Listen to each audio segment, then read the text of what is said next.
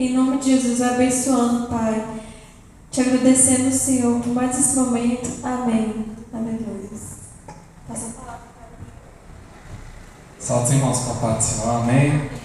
Eu vou trazer a palavra daqui de baixo mesmo. Eu sou muito alto. A palavra que o Senhor nos trouxe nessa noite se encontra no livro de 2 Reis,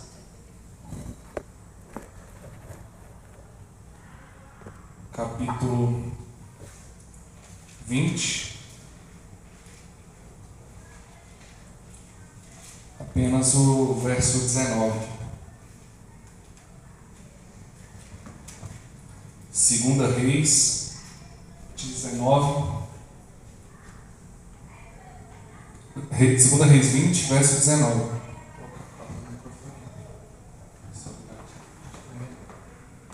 Som. Os irmãos encontraram? Amém. Que diz o seguinte: Então disse Ezequias a Isaías: Boa é a palavra do Senhor que disseste. Disse mais: E não haverá, pois, em meus dias paz e verdade? Só isso mesmo. Podem sentar, irmãos. Vamos estar falando um pouquinho sobre Ezequias. Quem foi esse homem que agradeceu pela palavra, né? E vamos começar falando sobre seu pai, foi o rei Acais. No capítulo 16, no verso 3 e 4, vai explicar que o seu pai era um rei, a qual reinou por 16 anos, e por esse tempo que ele esteve na liderança, ele fez tudo que era contrário à vontade de Deus. Ele sacrificou filhos a outros deuses, ele levantou altares de adoração contra o Senhor e ainda fez isso num lugar sagrado. Vai dizer que ele levou o seu povo a adorar o Senhor nos lugares altos, que é os lugares santos, onde era para adorar a Deus. Ele estava ali fazendo o povo pecar. E com isso eu já tiro um ensinamento, porque se Deus nos colocou para fazer uma coisa, Ele não vai se agradar se a gente se colocar para fazer outra. Então, a gente tem que estar sempre atento e orando, pedindo a Deus o que devemos fazer, o que Ele nos chamou para fazer. E por causa desse acontecimento, por causa dessa vida que ele teve ali, contra a vontade de Deus, Deus colocou ele na mão do seu inimigo. Fez com que ele perdesse uma guerra para o povo sírio. E com isso, uma multidão foi levada prisioneira para aquele lugar. E aí, o que a gente pode entender com isso? Muitas vezes o nosso erro não atinge somente a nós. Nosso erro vai atingir também as pessoas que estão próximas. Então a gente tem que estar sempre atento à voz de Deus para não fazer aquilo que o Senhor não nos chamou, e também a sempre estar buscando a presença de Deus. Porque às vezes as pessoas, por exemplo, quando você vê um indivíduo que leva a vida na droga, no crime, a família toda sofre, a família toda perece, sofre, tem um sentimento ruim por conta disso. Então que a gente tem que estar sempre atento naquilo que o Senhor tem para nossas vidas. E aí, após esses 16 anos, ele morreu com 36 anos de idade, né? Ele começou o seu reinado com 20, reinou 16 anos e então ele faleceu. E aí então seu filho Ezequias, ele vai assumir o reinado. E no seu primeiro ano de reinado, no primeiro mês, ele já mandou o povo santificar o altar de Deus, que estava todo bagunçado. Você imagina, é como se uma pessoa, um líder, fosse numa igreja e criasse uma adoração para outros deuses. Olha só como é tão grave isso que o seu pai fez, e durante 16 anos. Então, no primeiro ano, no primeiro mês, ele fez isso. Então, se a gente observa, se abre uma porta para nossas vidas, se recebemos uma oportunidade de fazer algo, seja trabalho, seja qualquer coisa, não devemos perder tempo em mostrar que Deus é o nosso Deus, é Senhor em nossas vidas, e a gente não pode estar ali querendo ser errado para parecer certo e aceitável para o mundo. Porque hoje em dia, o que nós fazemos, o que segundo a Bíblia é correto, para as pessoas no mundo é errado. Então, muitas vezes, para a gente ser aceito numa roda, num trabalho e com colegas, muitas vezes a gente esquece de quem somos. Deixamos de exercer aquilo que o Senhor colocou em nossas vidas. Deixamos de ser luz, deixamos de ser sal a essas pessoas. E isso não agrada a Deus, né? Aí vamos ao. Isso está falando que sobre a vida de Ezequias em 2 Crônicas 29, tá? Eu vou até ler uma parte, porque o livro de Crônicas ele está em paralelo com Reis, porque ele fala também sobre o momento, né? E tem algumas passagens que são mais específicas. E eu queria muito ler essa parte que está no capítulo 29 de 2 Crônicas, verso 4 ao 6.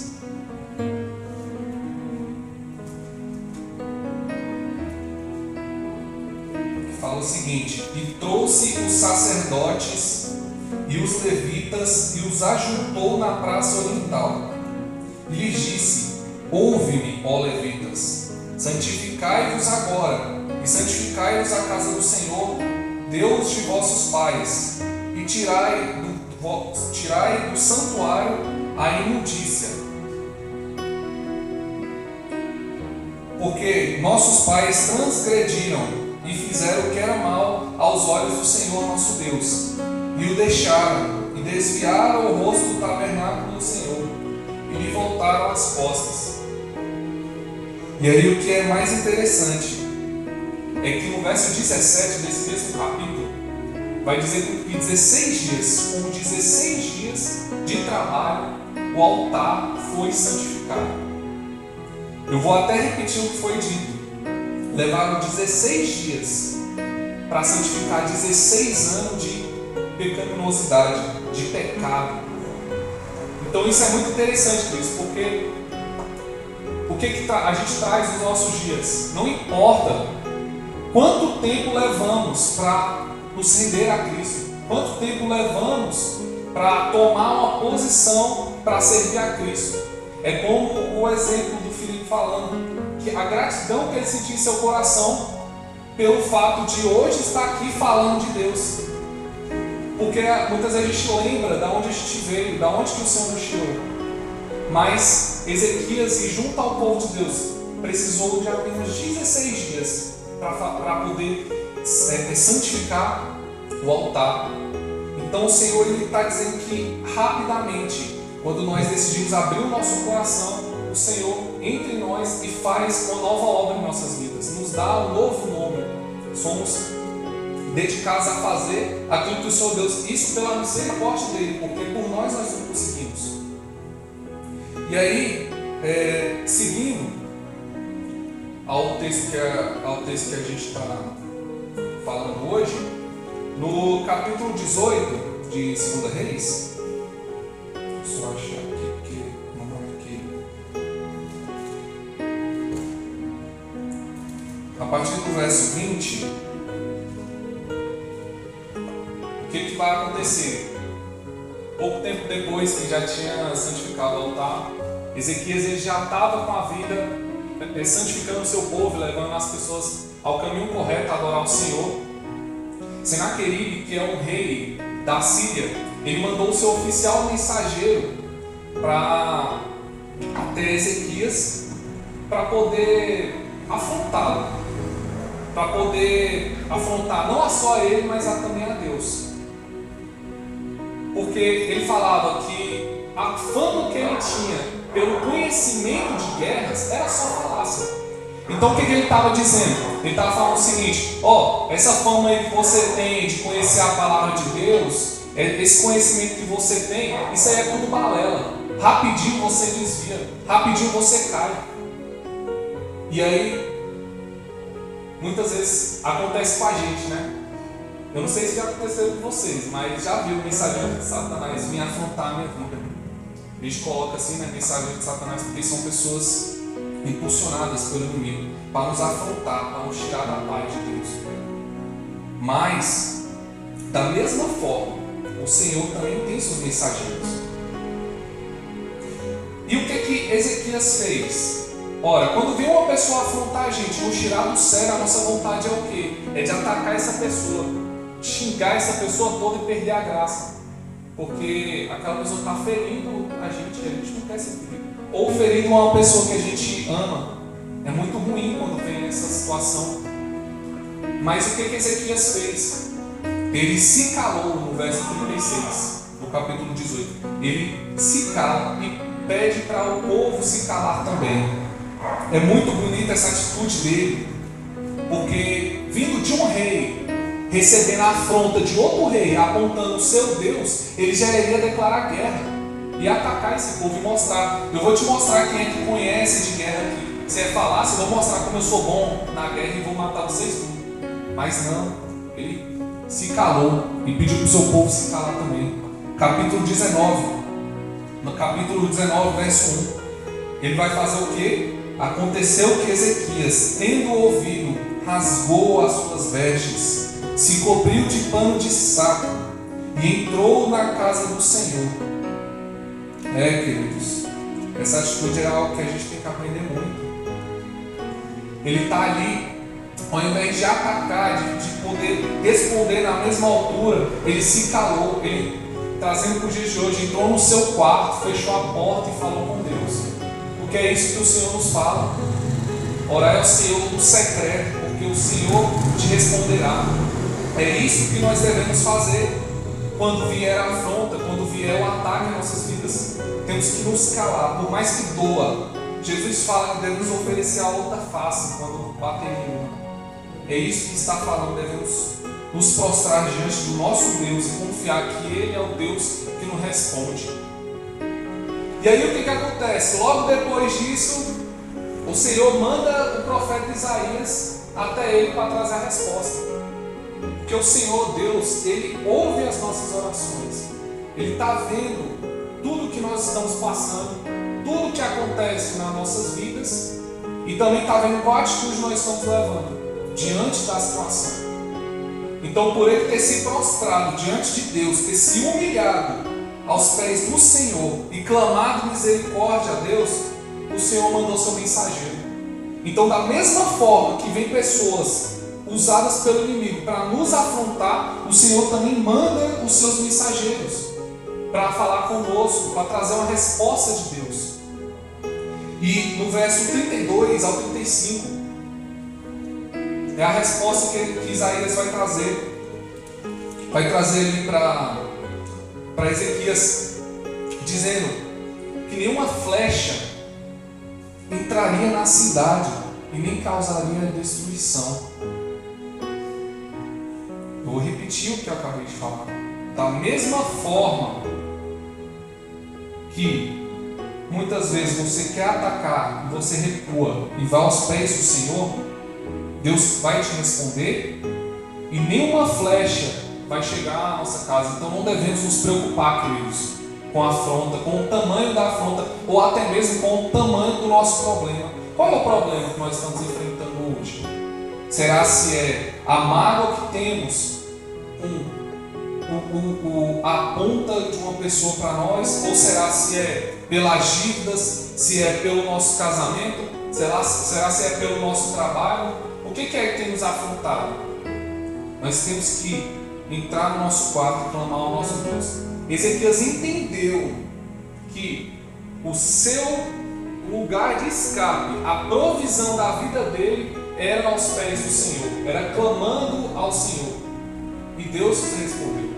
Isso é maravilhoso, queridos, porque a gente aprende. Mas não acaba por aí. Não acaba por aí. Porque no capítulo 20, que é onde nós estamos, onde é o texto base,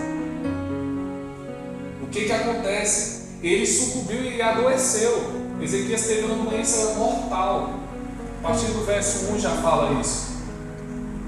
E Deus manda Isaías também falar com ele, para dizer que essa doença era para a morte.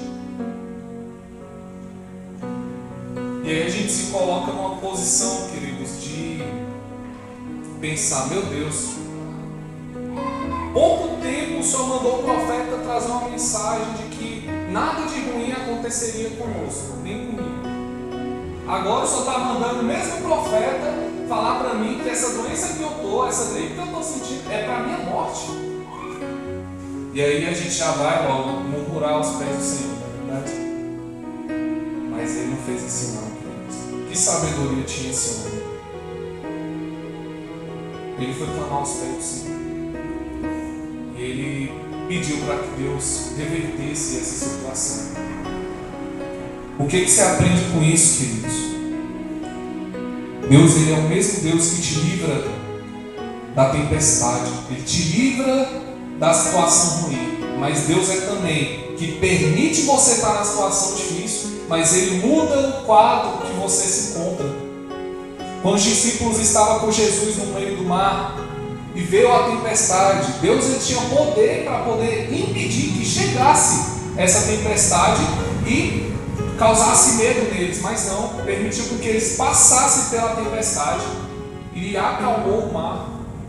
E eles disseram: quem é esse que até o vento e o mar lhe obedecem? Então não devemos, queridos, murmurar quando nós passamos por uma situação difícil. Não devemos, Senhor, porque eu, na pregação de sexta-feira, a irmã até falou: por que não você, quando a filha dela teve uma doença, né? Por que não nós, né, queridos? Então temos, queridos, que agradecer ao Senhor, independente da situação. E Deus já tem falado, também falou através do Filipe, tem que ter gratidão, ainda que a situação seja negativa. Agradecer ao Senhor e clamar com que Ele possa mudar o nosso quadro. Se não, Ele continua sendo Deus. E temos que continuar perseverando no Senhor. Ele entendeu quem era a sua provisão. A sua provisão vinha de Deus. Ele fez da oração o seu escudo. Então é isso que temos que fazer. Fazer da oração a nossa fé em Cristo o nosso escudo. Logo após esse acontecimento, imediatamente o servo de Deus chegou e falou para ele que ele seria curado, e ele acrescentou mais 15 anos para ele. Olha que maravilha, olha que testemunho. Na hora que ele clamou ao Senhor, a resposta veio, e viu a resposta dizendo que ele viveria mais 15 anos. É motivo de muita alegria, ficamos muito felizes se acontece com a gente. Já pensou? A gente recebe a notícia que tem uma doença terminal e Deus nos acrescenta muitos anos, uma vida a mais. A gente ia querer sair contando para todo mundo. E aí o que acontece? Um dos reis da Babilônia ficou sabendo dessa doença que ele tinha. E aí o que ele fez? Mandou presentes e uma carta. Porque sabia que ele tinha sofrido dessa doença, né? E muitas das vezes, quando recebemos uma bênção de Deus, quando passamos por uma dificuldade, aparece um monte de pessoas falando: ô meu querido, Deus é contigo, Deus está com você. Mas muitas das vezes a gente perde a bênção do Senhor por querer mostrar. Às vezes até dá para entender uma gratidão, ele queria contar para todo mundo. Mas muitas vezes a gente, por causa de uma mensagenzinha, por causa de um presentinho que a gente recebe, a gente já se abre todo. E deixa essa pessoa que não é enviada por Deus entrar na nossa vida. E às vezes a gente está passando uma dificuldade grande porque tem gente de fora, dentro do nosso lar. Não físico, eu falo habitando, sabendo de tudo que acontece na nossa vida. E não é isso que Deus se agrada. Mas Deus vai corrigi-lo. Vai corrigi-lo, porque de novo, ele cometeu um grande erro. E aí o Senhor vai falar através de Ezequias. Será que você encontra aqui um versículo? Eu acredito que eu não vou achar agora. Mas o que ele vai falar? Que tudo aquilo que era dele se tornaria do outro. Então toda essa riqueza que ele mostrou, quando esse homem mandou a mensagem, que ele levou para dentro de casa, mostrou toda a riqueza dele, mostrou tudo que ele tinha de valioso para esse homem, para esse rei, que mostrou uma pequena preocupação. O Senhor falou: pois tudo o que você tem será tomado. Verso 17, aqui ó. E eis que vem dias em que tudo quanto houver em tua casa com que entesouraram teus pais, ou seja, a riqueza vinda da tua parentela, a herança que você tem, mais aquilo que você tem hoje, será levado para a Babilônia. Não ficará coisa alguma, diz o Senhor. E ainda até de teus filhos que procederem de ti e que tu gerasses tomarão, seja eunucos no paço do rei. Olha só a consequência da gente mostrar tudo. Muitas das vezes a gente abre a porta da nossa casa para pessoas que são invejosas, para pessoas que não querem o nosso bem. E aqui ele fez da mesma forma. O rei da Babilônia mandou uma mensagem, mostrou tudo que ele tinha, e a resposta veio: que tudo seria tomado por eles, não por outro povo, por eles, para mostrar que ele errou nisso. Esse foi o primeiro erro que Ezequias cometeu quando recebeu a bênção do Senhor. E aí chegamos ao texto. Chegamos aqui no verso 19. A partir dessa promessa, ele vai lá e diz: boa é a palavra do Senhor que disseste, e não haverá, pois, em meus dias paz e verdade. O que está querendo dizer isso, irmãos?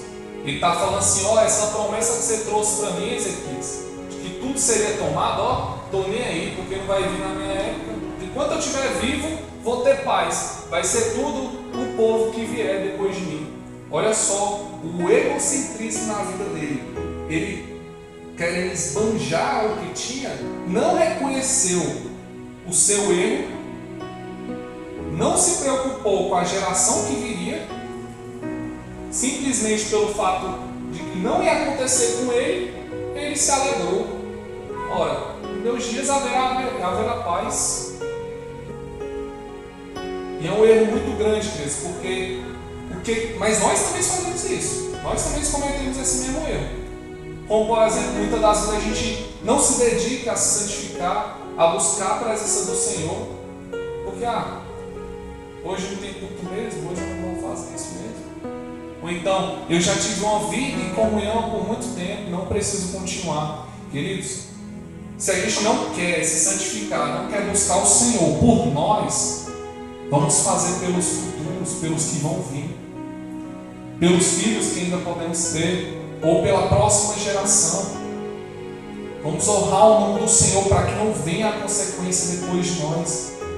E se vem a palavra dizendo que a nossa geração futura vai ser atingida, nós temos que chorar, se lamentar, porque eles vão sofrer uma coisa que nem sabem o que é.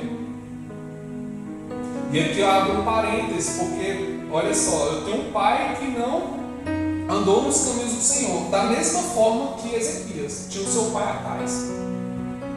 Mas pelo fato de ter visto todo o caminho errado, ele pensou, assim como eu acredito que foi isso: ora, eu vou andar nos caminhos de Deus para quebrar essa sequência. Porque se ele tivesse andado longe dos caminhos do Senhor, igual seu pai, tudo andaria muito pior. Então ele se santificou pelo fato do seu pai não ter se santificado. E agora ele não está fazendo o que é para ser feito, está se alegrando com uma exortação, porque os seus filhos vão perecer. Ele devia continuar seguindo a trajetória, a caminhada com Cristo, com Deus, para que os seus filhos não sofressem. Mas não foi isso que ele fez. Esse foi seu segundo erro. A palavra do Senhor em Apocalipse fala: guarda o que tens para que ninguém tome a tua coroa. Isso cabe muito bem aqui. Ele não guardou aquilo que as riquezas vindas do Senhor para a sua vida. E aí o que aconteceu de novo? No seu tempo ele teve um filho. Ele teve um filho. E aí aqui no verso 21, no capítulo 21, no verso 2, vai falar o que seu filho fez. Olha só. E fez o que era mal aos olhos do Senhor, conforme as abominações dos gentios, que o Senhor desterrara de suas possessões diante dos filhos de Israel. Seu filho andou totalmente errado, totalmente longe dos caminhos do Senhor. Por quê? Porque ele já estava tão tomado, já estava se sentindo tão bambambam por ter ganhado mais tempo de vida, que esqueceu de ensinar o seu filho o caminho correto. Esqueceu de ensinar o seu filho a preservar as coisas do Senhor, preservar o santuário do Senhor. E seu filho pecou de tal forma, queridos, que a Bíblia fala que não houve, nem quando o povo foi destruído, tão pecado como que o seu filho Manassés levou o povo a pecar. Mas aí temos que entender o seguinte, queridos. Nossa preocupação não pode ser se tivemos um pai para nos ensinar o caminho certo, ou se o nosso pai foi errado nos seus caminhos. Que é muito fácil eu falar, eu pecar e diante do Senhor falar: ó Senhor, meu pai me ensinou errado, meu pai não me ensinou a andar nos seus caminhos. Mas não. Temos que ter a certeza que temos um Deus que nos ensina. Aqui em 8, verso 15. Porque vocês não receberam um espírito de escravidão para viverem outra vez no temor, mas receberam o espírito de adoção, por meio do qual chamamos Abba, Pai. O que está dizendo? Temos um Deus que podemos chamar de Pai. Olha que maravilha. Podemos chamar Ele de Papai. Abba, Pai é como se fosse o papai que a gente fala. Nosso papaizinho. Ele nos ensina, queridos, a andar no caminho correto. Então eu quero finalizar essa mensagem, queridos, com essa palavra que temos que estar confiando no Senhor. Temos que fazer da oração o nosso escudo, porque a oração ela surge em muitos seus efeitos. Ela tem um poder muito grande, a oração. E também precisamos, queridos, vigiar. Não adianta a gente fazer a vontade de Deus, não adianta a gente ter vida de oração se a gente não vigia os nossos passos, não vigia quem entra na nossa casa, não vigia quem nós abrimos o nosso coração e não vigiamos em cuidar dos nossos pés. Amém, irmãos? Vamos ficar de pé, vamos fazer uma oração.